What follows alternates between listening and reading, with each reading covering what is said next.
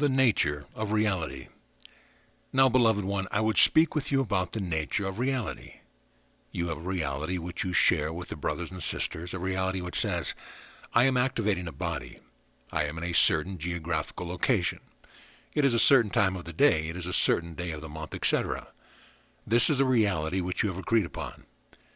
Your reality is based upon a collective core belief, first of all, as to incarnation, what it means to be incarnate within this reality, and there is a collective consciousness which defines the reality of this particular form of incarnation. In truth, the incarnation which you make for yourself within this reality is not the only form of incarnation which you can have had, or will have. There are many forms of incarnation. This is but one. It is called human, and it is most wonderful. It is a miracle what you bring forth in this incarnation.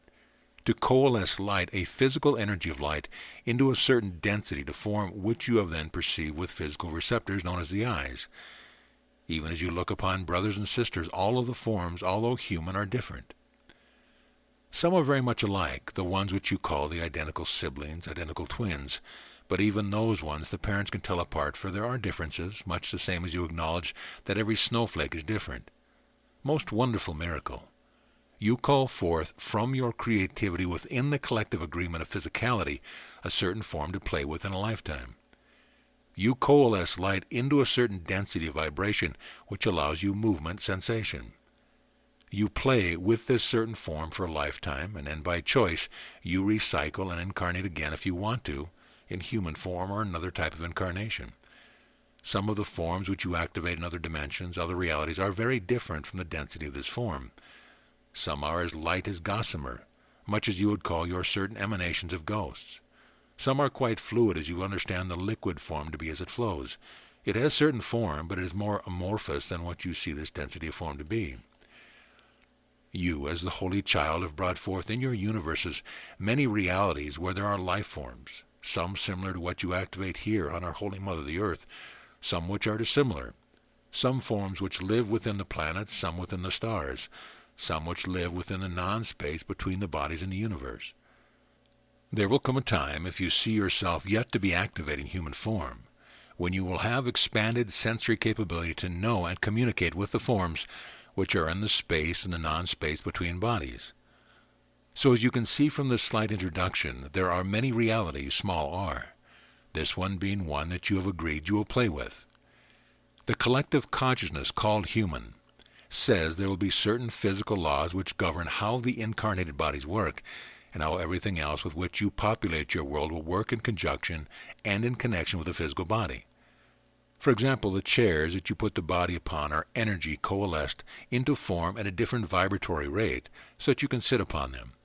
The same with your dwelling place. You have certain walls, and if you want to walk through the transparent wall, otherwise known as a sliding glass door, you find that it is difficult within the collective agreement to walk through that transparent wall. Something about vibratory rate is different. You learn at a very young age what the physical laws are that govern the human incarnation, and your perception of the laws defines your reality, the small r. You have, first of all, within the collective consciousness and the collective agreement, a broad reality that you function within. Within that broad reality, you have other realities, sub-realities defined by culture and society. You learn as a small one from the close family, the parents and the siblings, what the agreed-upon reality is as you are growing in stature and wisdom. The shared reality of family varies, as you have seen, from family to family. And when there is an intermarriage of one family with another one, there is hopefully a marriage of realities. Oftentimes this requires a bit of a judgment, trying to fit two similar but not the same realities together. You have a shared reality of the family.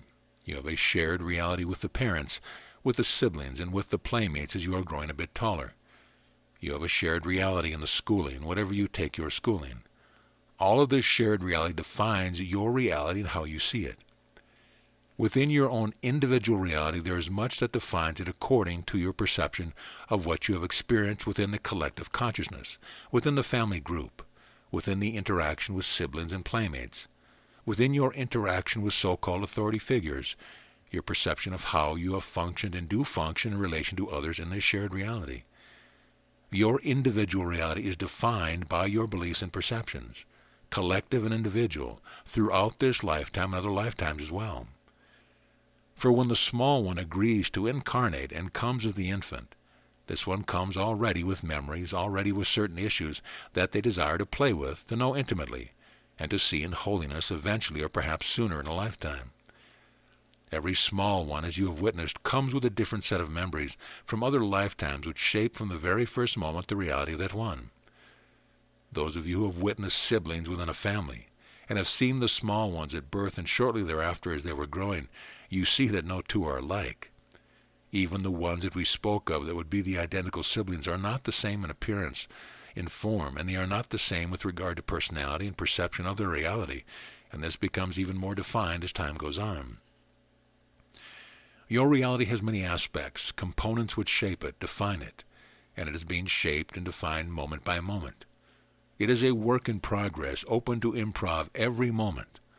All of a sudden you get a revelation, what seemed a moment previous to be a very true, small t reality, small r, is seen a bit differently, and you have a new reality for yourself. Your reality, small r, is what you make it. Now you have the saying that you make your own reality, and you do. You shape it moment by moment based on your beliefs, core beliefs, which you share with the collective consciousness, and beliefs which you have brought with you from many lifetimes about what it means to be human, what it means for you individually to be human. And your reality is based upon specific individual beliefs which you hold in a certain lifetime. So when you have something coming up in your reality, ask of yourself, what is the belief that supports this? It is a belief that I gained from my parents, from my grandparents, from my playmates, from society. Where does this belief come from? Why do I believe it? Begin to be very aware of your reality and the underlying beliefs. It will give you revelation. It will give you opportunity to know freedom.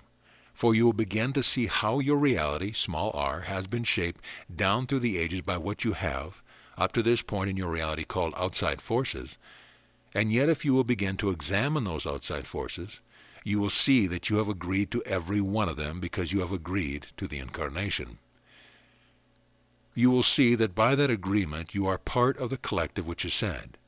We will play within a certain sandbox together, and we will have certain rules about how we play in this sandbox. You have agreed that you will play for a time just for the fun of it, just for the creativity of it, to see what you can make a sandbox itself. For truly, in the reality of the sandbox is not set. It is open to improv by the Holy Child. Now, regarding some of the core beliefs, you say, well, I can't change those. As long as I'm going to be incarnate, there are certain core beliefs about what it means to be incarnate that I've agreed to.